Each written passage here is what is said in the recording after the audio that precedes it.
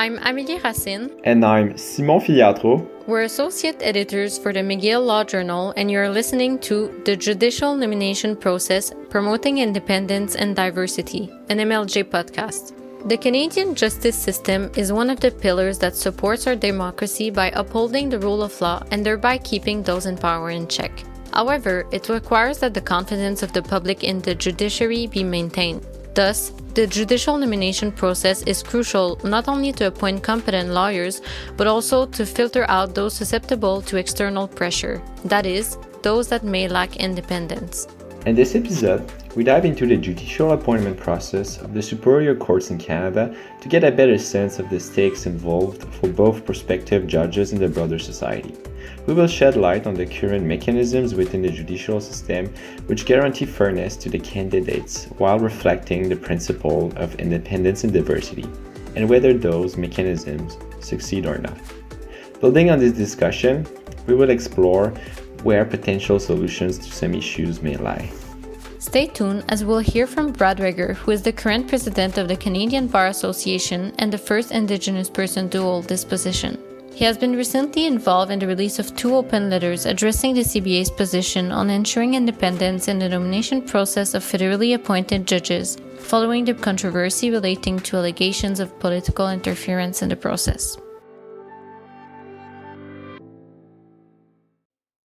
The nomination process of Canadian judges differs whether they sit on a lower court or superior court. On the one end, the lower courts include the provincial and territorial courts and the provincial and territorial administrative tribunals. The nomination power for these courts rests under the province and territory executives. On the other hand, the superior courts include the provincial and territorial superior courts and the provincial and territorial courts of appeal. These courts, along with the Federal Court Trial Division, the Federal Court of Appeal, the Tax Court, and finally the Supreme Court of Canada, are under the jurisdiction of the federal government. Indeed, the appointment power to the superior courts and other federally created courts belong to the federal executive per Part 7 of the Judicature of the Constitution Act of 1867.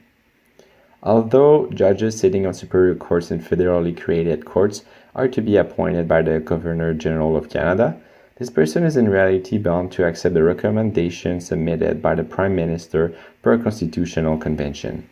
The Prime Minister, in turn, generally relies on the suggestion made by the Judicial Advisory Committees, JAC, to choose who to appoint, without being bound by these recommendations. Given their important role in the judicial appointment process, President Regier gave us an overview of the JIC's functioning. There's a JAC, or Judicial Advisory Committee, in every province and territory. And there's also one for the Tax Court of Canada. And those committees, they're headed up by a judge. So we have a judge in Manitoba from the Manitoba Court of Appeal who heads that committee. And then the government appoints a couple of members and the Law Society appoints someone. And then the Manitoba branch of the Canadian Bar Association appoints, or what they do is they provide some names and then a person is selected to be there on behalf of the Bar Association. And those committees are given the applications that a lawyer fills out and submits. And it's not a sort of short, simple fill-in-the-blank form. There is some of that, but there's writing samples, there's resumes that have to be provided, references, and all of that material is provided to these committees who then consider the applicants. And my understanding of it is that everyone looks at the applications, but they divvy up the work so that people are going through the applications, contacting all of the references and talking to the references, and then coming back as a committee and discussing. And my understanding is that there will also be discussions held with stakeholders within the legal system, just so that you get a full picture of the applicant. And then the committee will come back, they'll compare their notes, they'll discuss the applicants, and then they come up with 3 lists: highly recommended, recommended, and not recommended. And then those lists are sent back to the Office of Judicial Affairs, which is part of the Department of Justice. And my understanding is that there's then some further vetting which goes on, again, reaching out to stakeholders in the legal profession, the legal system, just seeing if there's any further background that can be provided on an applicant. And then that information is also gathered It's reviewed. The lists are then forwarded on to the government, to the cabinet, to make a decision in terms of the appointment. The Canadian Bar Association, or CBA, plays a major role with regards to the judicial appointment process, as it represents over 36,000 lawyers, judges, notaries, law teachers, and law students from across Canada. The association actively engages with the Canadian legal community while promoting fair justice and administrative systems, facilitating effective law reform, upholding equality, and fighting discrimination in the legal profession. President Reger further describes the CBA's role both toward Canadian jurists and the broader Canadian society, and in particular, their participation in the judicial appointment process. The CBA is the voice of the legal profession. We're the largest voluntary association of lawyers in the entire country. We have a national office. We have branches in every single province and territory in the country. We have an international presence.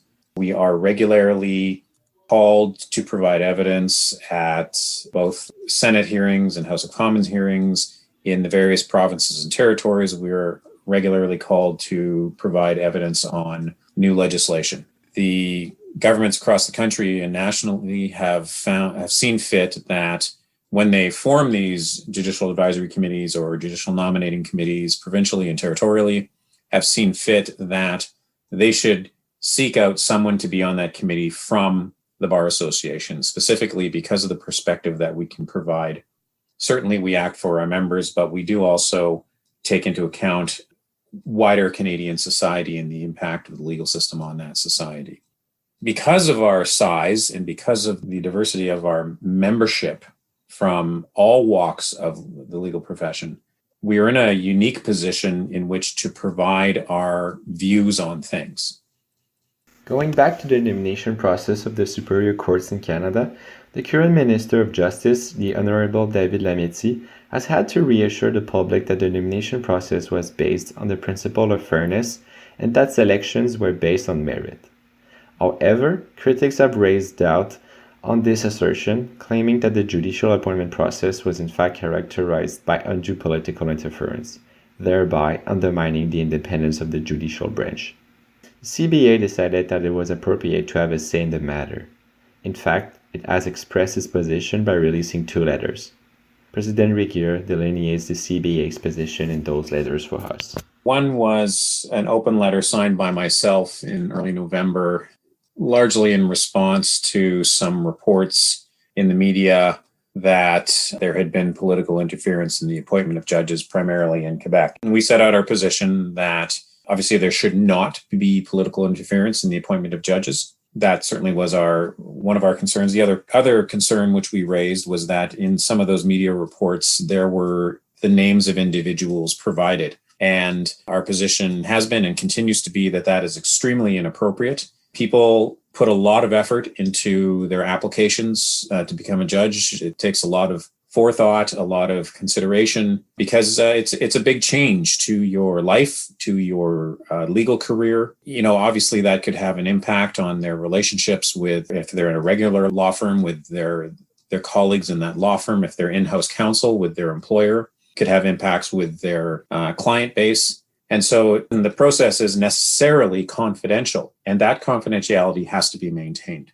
Now, my letter from early November was used in a number of places, including the House of Commons, and we felt it necessary to send a second letter, which you just referenced, clarifying what our position is. And again, it's that someone should not be appointed to a judicial position simply because of their political activities. That's not appropriate.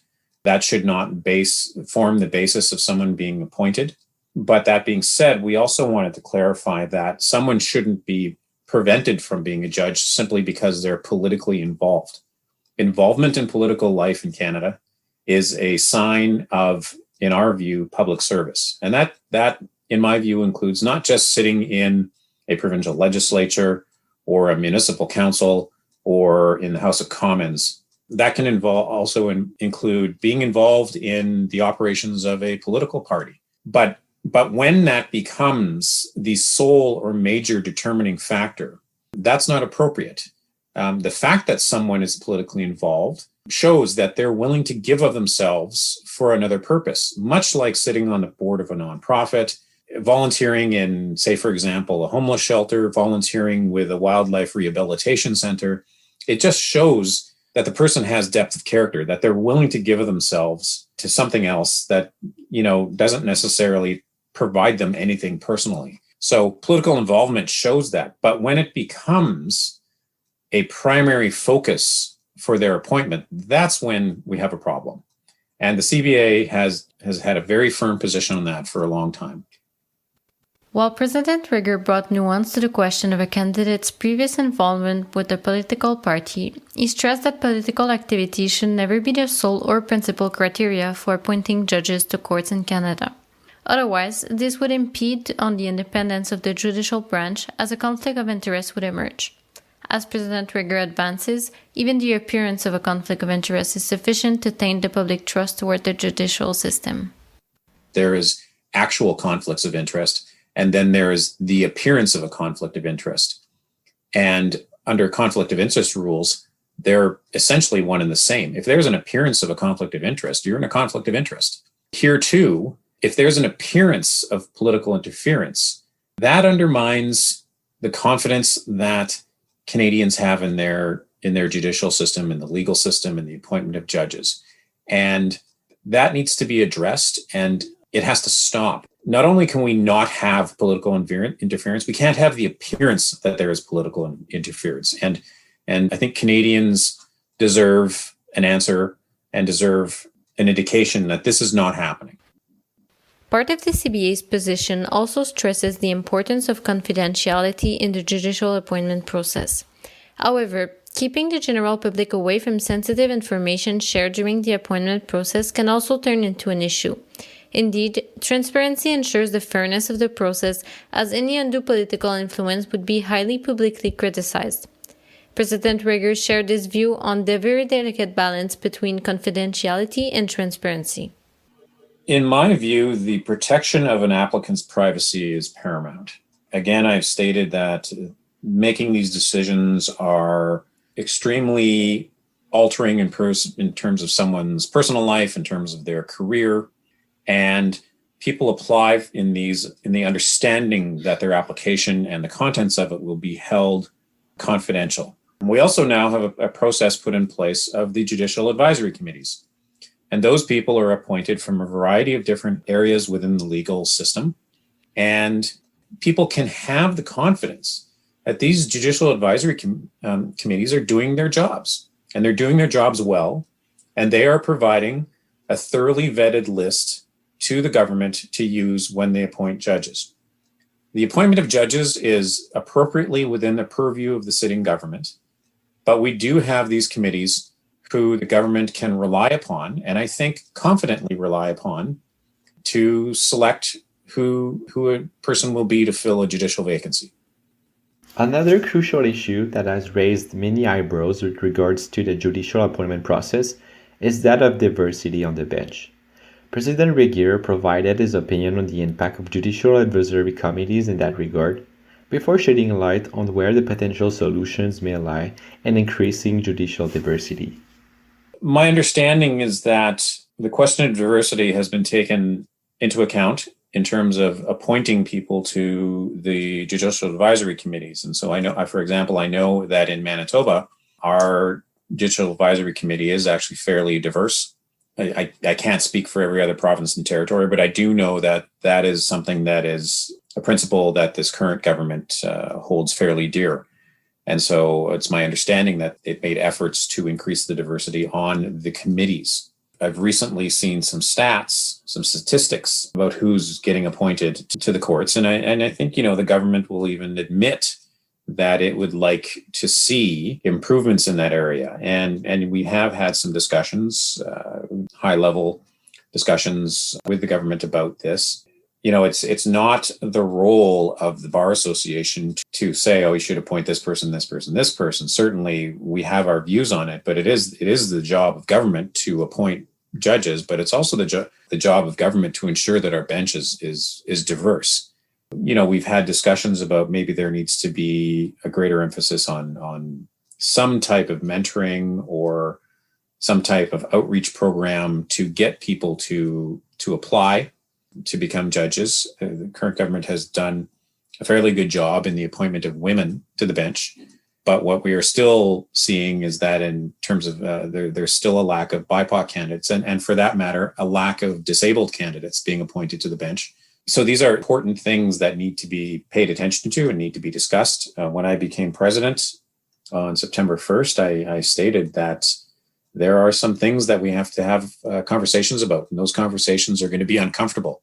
But I, for one, and I know there's other people as well, are not going to shy away from having these conversations, no matter how uncomfortable people might get about them, because we do have some issues. I was told very recently that in terms of getting onto the highly recommended, and not recommended list, Indigenous applicants were getting onto the not recommended list in terms of a higher proportion than people from other groups. And when I heard that, I became very, very concerned as to why is this happening. And I did ask our staff to look into this a little bit more, because we already have, if you just broke Canadian society down on a per capita basis, and it would differ from province to province, territory to territory. But as an example, Indigenous candidates, if they make up 10% of the population in a province, they're not 10% of the applicants.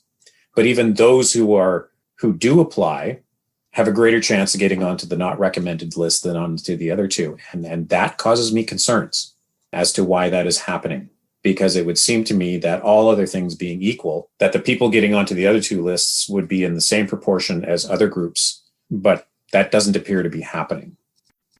Therefore, it seems there are also weaknesses within the judicial appointment process having regards to the principle of diversity. President Regier offered a snapshot of what kind of works needs to be done to adequately address this issue going forward. Well, they need to engage with stakeholders. Certainly, the Bar Association is always willing to discuss with governments, whether it's federal or provincial or territory, on these issues. If there are systemic barriers, and our view is there are systemic barriers within these processes, we want to talk. And we're more than prepared to talk about them. But those discussions have to involve other stakeholders as well. I had an interesting comment when I do my own podcasts with the Bar Association, where one of my guests said, and she's a woman who does a lot of diversity training on Indigenous issues. And she said, if it's about us, it's with us. And so that engagement has to occur with members of the BIPOC communities, members of the disabled communities, in terms of what's going on here. It can't just be left to, specific stakeholders. As I said, the Bar Association is always prepared to have those discussions, but they have to be inclusive discussions in terms of trying to find solutions to some of these problems.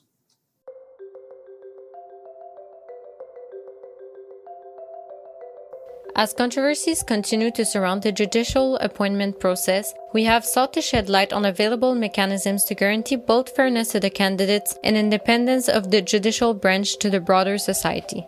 President Regier highlighted the important role played by the CBA in this matter on behalf of both the legal community and the broader society. He stressed that political affiliation should never be a governing factor in determining who sits on a bench. However, it reminded us that involvement in political life is certainly not problematic on its own. On the contrary, it is a fundamental part of our democracy. Rather, President Regier believes that the governing criteria should focus on merit, while incorporating diversity considerations. As for the process in itself, he puts emphasis on keeping the information shared by candidates confidential as much as possible, and also on attempting to increase the diversity of the profile of those who submit the candidatures for judicial positions, so as to have a bench that better reflects Canadian society. On behalf of the McGill Law Journal, we would like to graciously thank our guest for having shared his expertise and opinions on the judicial appointment process in the Superior Courts in Canada. Thank yous are also due to Alexander Chamalouev for our theme music. This podcast was produced by Amélie Racine and Simon Filiatro. All of our podcasts can be found for free on Apple Podcasts, Spotify, and on our website at lawjournal.mcgill.ca. We welcome comments on our podcasts on all platforms. on our Facebook page, on Twitter, and via our email at journal.law@mcgill.ca. Thank you for listening, and stay tuned as we will be back soon with a second podcast on the theme of the judicial nomination process, and more specifically on its political dimension.